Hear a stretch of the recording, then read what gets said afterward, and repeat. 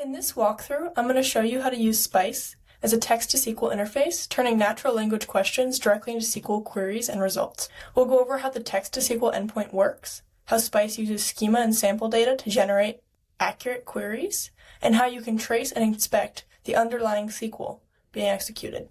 By the end, you'll be able to go from a plain English question to a fully formed query in one command. Let's get started. I have this cookbook pulled up. It will be linked in the description so you can follow along. Once you're in the right directory, you're going to want to configure your environment by adding your OpenAI API key to the .env file. Make sure you save the file after entering your API key with Command S. And once you've done that, we're ready to start the Spice runtime.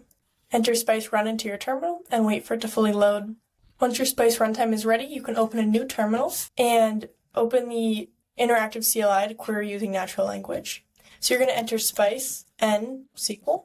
And then the example we're going to go through is finding out which vendor has made the most trips in 2024.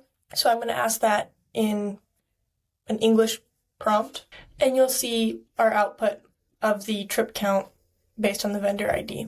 In the cookbook, there's a few more example queries you can see if you want to try it out. Once we're done with that, we're going to press Control-C to exit the REPL, and you can see that we were able to query in SQL in our natural language and get a result. The next method the cookbook goes over is HTTP API. So we're going to enter this command into our terminal, and you can see this will return in a JSON file, which is better for different formats. Next, we can look at the observability.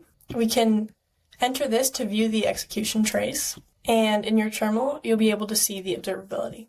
For this next example of advanced usage, you're going to want to make sure you have JQ installed. You can see above in the cookbook how to do that if you don't already. If we enter in this query, we can see what the actual query that was generated from our natural language prompt was. And then another example would be if you want to have faster queries, you can disable data sampling.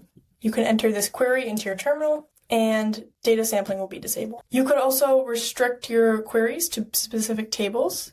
This example, you'll enter this query into your terminal, and you have specified which tables you want to query. And then this next example, you can use a local AI model, which would help if you wanted to have it fully customizable.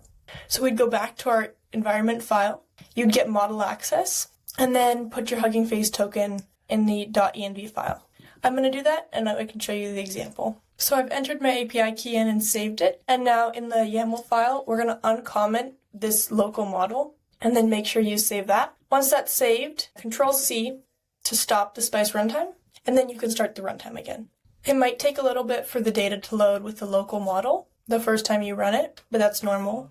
Once it's loaded in a new terminal, you can start the NSQL CLI by typing Spice NSQL into your terminal. And when it asks you to select a model, you're going to select the local model, and then you can enter a query in your natural language. I'm going to ask the question they did in the cookbook, which is what's the highest tip any passenger gave? And this might take a little bit longer to run. You can reduce that runtime by using some of the methods we showed in the advanced usage. You can limit the tables it's pulling from, or you can disable data sampling.